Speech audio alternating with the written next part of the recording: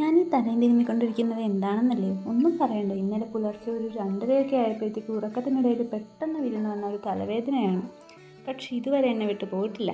Gas പിടിച്ചിട്ട് വന്ന തലവേദന ആയതുകൊണ്ട് ഗ്യാസിന് വന്ന് കുറച്ച് കുടിച്ചപ്പോഴത്തേക്കും കുറച്ച് നേരത്തേക്ക് ആശ്വാസം കിട്ടി. പിന്നെ നാരങ്ങ പിഴിഞ്ഞ് വെള്ളം കുടിച്ചപ്പോഴത്തേക്കും ഒന്നുകൂടെ ആശ്വാസം കിട്ടിയെന്ന് പറയാം. പിന്നെ ഉള്ള സമയത്ത് ഉച്ചത്തേക്കുള്ള അരി തിളപ്പിച്ച് വാർത്തു. നല്ല ക്ഷീണവും മടിയും പിടിച്ചൊരു ദിവസമായതുകൊണ്ട് തന്നെ ഉച്ചത്തേക്ക് വേണ്ടി എല്ലാം മടിച്ചാണ് ഉണ്ടാക്കിയത്. അതുകൊണ്ട് തന്നെ ഇന്നത്തെ ഊണിന് ചേമ്പും മോരുമായിരുന്നു കറി. എന്തായാലും ഗ്യാസ് പിടിച്ചിരിക്കുന്ന ആൾക്ക് കഴിക്കാൻ പറ്റിയ ഭക്ഷണം തന്നെ. പക്ഷേ ഇത് കഴിച്ചത് കൊണ്ട് എനിക്ക് പ്രത്യേകിച്ച് പ്രശ്നമൊന്നും തോന്നിയില്ല.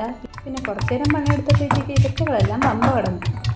പിന്നെ കക്ഷി വീണ്ടും പിടിച്ചെത്തും മുമ്പ് പെട്ടെന്ന് തന്നെ എല്ലാം ഉണ്ടാക്കി ഭക്ഷണം കഴിച്ച് കുറച്ച് നേരം നടന്ന ശേഷം പോയി കിടന്നുറങ്ങി.